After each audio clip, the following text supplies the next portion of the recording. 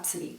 Today I'm actually not going to begin by wrapping a gift, but what I wanted to do was offer a solution for maybe some of those awkward shaped gifts, things that you don't really have a box for, or maybe you just want to be creative in how you present the gift. I'm going to be working on just a smaller piece of cardstock. It's just a regular 8.5 by 11 piece, and not so much because I want to demonstrate on this size of paper, but my idea for this is that I wanted to be able to do something in a size that I could catch on video and explain to you, but I wanted to demonstrate how to go about doing and using this technique, and then you can expand it and you can use it on a large sheet of Bristol board. So just the standard size Bristol board, I think they're usually 22 inches by 30 inches.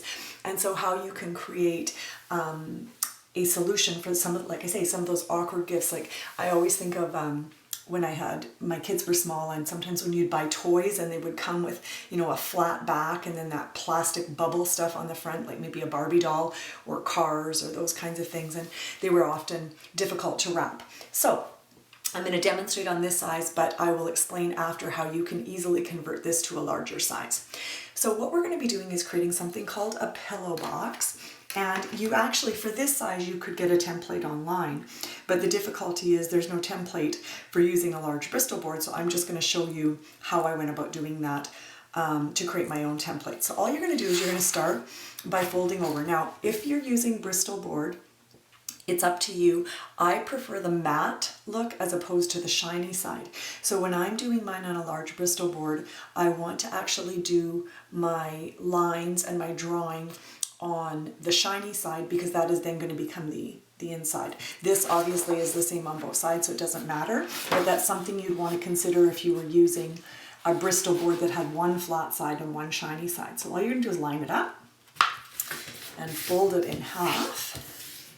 Now, when you have a pillow box, what happens is this side is going to join together, so you actually need to have a little tab to fold over so that those can join together, because the box ends up kind of sitting like this, so you have to have something to attach it to. So you really only need a tab on one side, but what you're going to want to do is you're going to want to create that tab on both sides, and then you just get rid of one. So just to make it easy, I'm just thinking this is about 5.5 inches. So what I'm going to do is just take my Sharpie so that you can see it.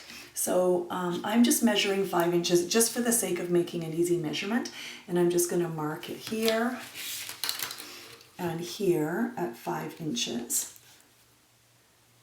And then all I'm going to do is draw a line across, and this part that I'm doing right now is just going to end up becoming my tab that's going to be used to attach both sides together. So then what I'm going to do is, with my remaining part here, you need to kind of decide on the length that you want kind of for the fold over. So I just kind of try to look at the size of the paper I'm using and go from there. So I'm thinking I probably would want to have maybe about 2 inches, 1.5 inches for this. So if I wanted it to go about 1.5 inches, for example, then I would want to go 3/4 inch on this side and 3/4 inch here, and then in the middle it's going to be that 1.5 inches, because that's going to be where it's kind of the largest point. This might sound a bit confusing, but it will all make sense in a minute. So the middle, if this is 5 inches long, the middle of here is going to be 2.5 inches, so I want to make sure I find my midpoint. And the same here, I want to find my midpoint of 2.5 inches. So what I'm going to demonstrate to you is you're going to actually make an arch going from the 3/4 inch. So if I want this to be 1.5 inches wide, my fold over, I want to create an arch. And so it's easiest if I kind of find my midpoints, because then I know where I'm aiming. Now, when you're working on something small like this, it's actually not that difficult, but when you go to your Bristol board, it might be a bit overwhelming to think, how am I going to make my arch and how am I going to make it fairly even? And so I'm going to give you a kindergarten lesson. I'm a kindergarten teacher, and I've actually already taught my kinders this. This is one of the most important kindergarten lessons. So you know what they say, everything you need to know you can learn in kindergarten class. So what I teach my kids is that the key to drawing and making letters and being successful is always, always leading with your eyes. And so the mistake that people make when they're trying to make a straight line or even a curvy line, in this case we're making an arch, but the mistake that people make is they're looking at where they're working and they're looking just a little distance ahead, and it's very difficult to get where you're going if you're not looking far enough ahead. And in fact, when you think about it, it's a great life lesson, because you want to be looking into your future and looking far ahead and not just taking one step at a time. So I think being a forward thinker and looking ahead is a great life skill. Anyway, so what we're going to do here is I'm going to start here, but I never want to look at my pen and where I am. I want to look at where I'm going. So my eyes are going to focus here. And if I focus here, it's so easy to get where I'm going if I lead with my eyes. So the same thing, I just have to aim for that halfway point, and now I'm going to be aiming over here. So same thing, I want to make sure my eyes are aiming at my target. Oh, my pen is, and it's easy to get there. So you can see it's not perfect, but it's fairly close just because of that leading with my eyes. Now I find it easier to turn it over. So same thing, I'm going to start here. Now this would be kind of the point of intersection, because this was the 2.5 inches here, and this was the 1.5 inches distance from here to here. So it was a little off when I measured, but it doesn't matter because this is going to be the inside. So I'm aiming for that point of intersection. And again, it's fairly easy to get there if you just make sure you're leading with your eyes. And so you can see I can create that shape quite easily if I just kind of follow that rule of thumb. So I'm going to do the same thing at the other end. I'm going to first of all find my 2.5 inches, because that's my midpoint at both the top and the bottom. This one might be a little bit low. Again, this is going to be the inside, so it doesn't matter. And then my distance here, remember I'm aiming for it being 1.5 inches, so I want to find 3/4 is going to be my midway point.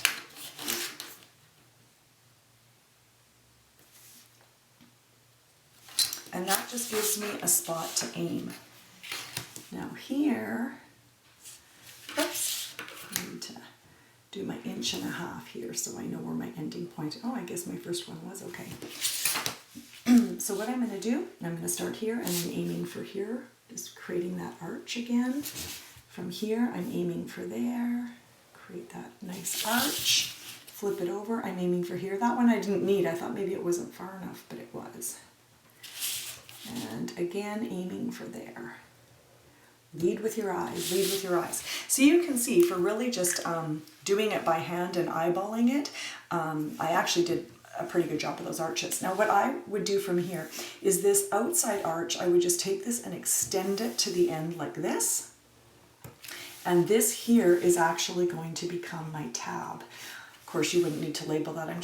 This is actually going to be discarded. So this part here is all going to end up garbage. We are not going to need that. I'm going to cut that off. This is going to end up being a fold, as is this. So this is a fold line here, this is a fold line, and this one here is also going to be a fold line. So I'm going to just go ahead with my scissors and show you what that's going to look like. So all I'm going to do is follow this along here. Again, these pieces are going to become scrap.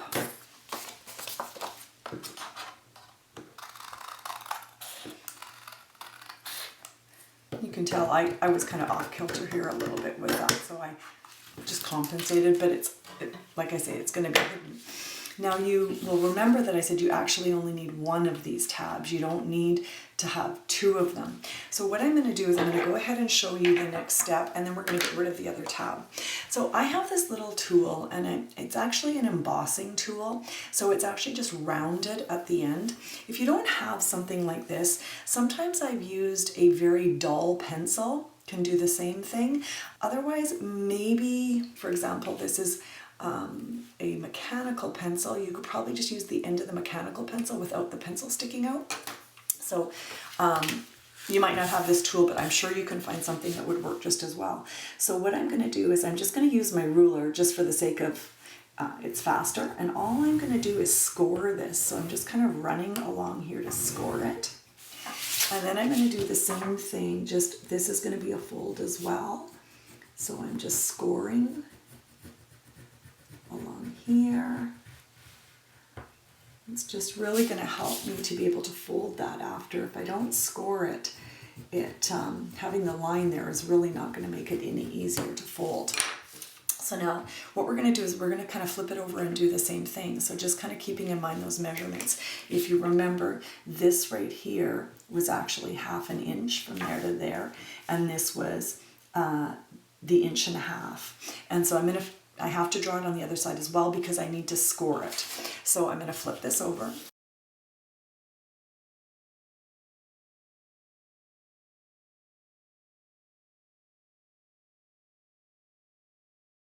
And then what I'm going to do is I'm not going to score this last one because if you remember I said I don't need a tab on both sides, I just need it on one. So this one I'm just going to use the line as my cutting line and get rid of one side.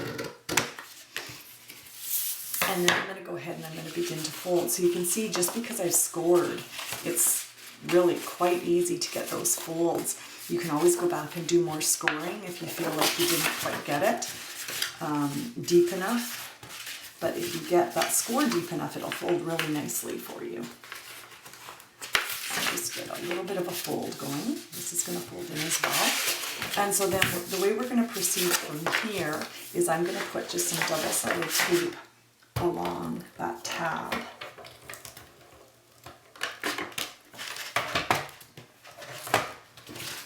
going to fold this over this way, fold this in, and then join these together. I just want to make sure it's lined up because that double-sided tape can be pretty strong and sometimes not that forgiving to do it. Pinch those together, and then all you do for your ends is you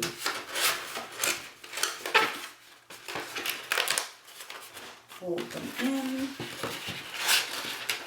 They actually stay quite well, but all you would need is a little piece of double-sided. Oh, I probably should have done it the same way so that I can have a nice top. There we go. And then you've got your nice pillow box. Of course it's called a pillow box because it looks very much like a pillow, but you could put your little gift in there. You could just tie it with ribbon if you wanted either direction, or you could put a little piece of double-sided tape in there to secure it in there. So again, the reason I show you this is not so much, yes, you could use it for smaller gifts, but I really wanted to show you it because of the potential to use this for a much larger gift. So I don't really have room in my screen to show you, but what I did was the exact same process for a full sheet of Bristol board. And so what I want to do is just kind of share with you what my dimensions were for doing that. So these are my folds here. So if you look, I just kind of eyeballed it and figured it out for myself. Instead of using my little ruler, I did use my meter stick, which made it quite a bit easier in terms of having the full length to use as a guide when I was scoring and so on. So you can see when I did this, my full length from here to here was 4 inches, which meant that this point here would have been the halfway, which would have been 2 inches when I was measuring it from the original end. Same with this side here. So this would have been kind of at the halfway point, which would have been the 2 inches. And then my length here, when I did my original tab, I didn't really measure it. I used the width of my meter stick when I did it. So just to kind of give you an idea, I don't even know what this measures. It's just over, like it's about 1 1/8 inches, but you could even just go with 1 inch would be fine. So if you did that here, this would be a 1 inch for your tab, and then of course there would have been a tab on the other side that I already cut off, and your dimensions here are the same. And then all I did was follow that same procedure. You want to find the midpoint here as well. So if you look at on mine here, the distance across, I think it was almost 13 inches, so I think I ended up doing just under 6.5. was what mine was. But all you want to really do is measure, take away the tab, and then you want to measure your distance and find the midpoint, just because it helps you to aim when you're drawing those arches. So what you can do is you can take the concept of the pillow box and then you can expand it into a large Bristol board, and you can even take it a step further by, if you left tabs on both sides, you could actually attach 2 sheets of Bristol board together to create an even bigger pillow box.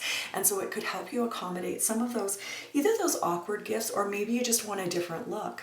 And so anyway, I hope you enjoyed this idea, and maybe you can see how this this concept might come in handy for wrapping some of those gifts that are not always easy to wrap.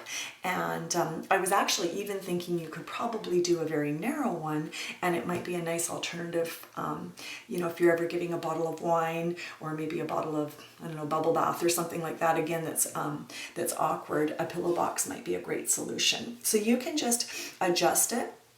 There's really no rules to the size. It's really more kind of what dimensions will work for the gift that you're doing. But you can see how then all I would do is the same thing we did on the smaller one. We would use the double-sided tape to attach that, and then I now have this very large pillow box that can be used to accommodate some of those awkward gifts. So what I'm going to do is I'm going to take a little break, and I'm going to decorate this pillow box up. So you can see for this pillow box, I know it's out of screen. I'll show you some snapshots at the end of the finished look. I actually ended up shoving a towel in there, so it makes a perfect box if you're giving maybe towels as a shower gift or something like that. But all I did was take this then and just added a little bit of ribbon, a little bit of embellishment to it, and you don't even need any decoration really on the box. Now you could always do some printing on the box if you wanted to decorate that. I am going to do some videos down the road with some actually decorating and making your own paper, and so you could certainly do something like that. But I just think it's pretty, it's simple, it's elegant, and it's a great solution for some of those awkward gifts. And again, you can kind of alter the size to what you need just using the Bristol board. So I think it's a great way to kind of accommodate those larger gifts. And one of my favorite things about going with a neutral color like white, of course you could also get different colors of Bristol board. So I went with white because of course white is my all-time favorite. I tend to go with white and black a lot, but you could use any color. But what I love is some of those ribbons and washi tapes and prints and so on that have more of a pattern to them. Of course, you're limited in how you use them. You can't really use them with a print unless it, you know, really coordinates well. And so the use of those is really limited. And I loved this when I bought it, but it has been on the spool since the day I bought it. I've never used it because I haven't found a scrapbook layout or a card or anything to incorporate it into. So I thought, oh, what a perfect way to use it. And just by bringing out kind of the blue tone with this ribbon, it just, I think this is so pretty. But like I say, I wasn't able to use it until I just combined it with that plain white. So don't be afraid of just sticking to those really simple, elegant black and whites. And I just think you can really work with them to create a really beautiful look. So again, watch for the end of the video. I took some extra photo where it's kind of zoomed out where you can kind of see the size of the gift a little bit better. But this is really a full sheet of Bristol board. So the finished size of this box across the top is 14 inches. Across the widthwise is 12 inches, and then it's 4 inches deep. So it actually does have a lot of space in there, even just using the one sheet. But again, I don't think there's any reason why you couldn't combine 2 sheets of Bristol board to get double the size. So a great option. Thank you for visiting Bohemian Rhapsody today. I hope you enjoyed the video and the tips. Please click like and subscribe to my channel, and don't forget to share. Tune back in for more great gift wrapping tutorials. Thanks, have a nice day.